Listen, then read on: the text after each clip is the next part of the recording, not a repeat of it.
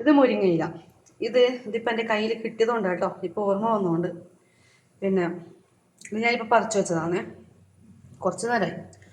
പിന്നെ ഇതിനെ കൊണ്ടുള്ള ഒരു ഗുണം പറഞ്ഞുതരാം. നമ്മളെ മക്കൾ പീരിയഡ്സ് ആവുന്ന പീരിയഡ്സ് ആവുന്ന ടൈമിൽ പെൺകുട്ടികൾ വയറ് വേദനിക്കുന്നതെന്ന് പറഞ്ഞിട്ട് കാര്യമില്ലേ, അമ്മയെ സ്റ്റൊമക്ക് വേദനിക്കുന്നു പറഞ്ഞിട്ട് സ്റ്റൊമക്ക് പെയിൻ കുഞ്ഞളിപ്പോൾ താങ്ങുന്നില്ലല്ലോ. ആ സമയത്തേക്ക് നമ്മളെ തന്നെയല്ലേ കാണുന്നുണ്ട്, അമ്മമാരല്ലേ കാണുന്നത്. ആ സമയത്തേക്ക് നമ്മൾ എന്ത് ചെയ്യണം, ഈ മുരിങ്ങയില ഇതിങ്ങനെ ഒന്ന് പറിച്ചെടുത്തിട്ട്, അത്രയല്ലേ വേണ്ടൂ, ഒരു ചെറിയതാ, ഇതുപോലെ ഇത്രേ വേണ്ടൂ, അധികമൊന്നും വേണമെന്നില്ല. ഇതുപോലെ എടുക്കുക. ഇതുപോലെ എടുത്ത ശേഷം എന്താ കഴുകണം, നല്ല പാങ്ങിൽ കഴുകി എടുത്തിട്ട്, പിന്നെ പുഴു അതെല്ലാം ശ്രദ്ധിക്കണം കേട്ടോ, ഇലയല്ലേ ഇതെങ്കിലും ഉണ്ടാവില്ലേ. അതെടുത്ത ശേഷം പിന്നെ ഇതുപോലെ എല്ലാം ചട്ടി എടുക്കുക.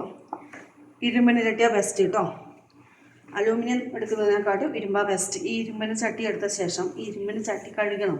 കഴുകിയിട്ട് ഈ കഴുകിയിട്ടുള്ള മുരിങ്ങയില ഇങ്ങനെ തിരുമ്പിയിടാം, തിരുമ്പിയിടുക അങ്ങനെയൊക്കെ പറയും.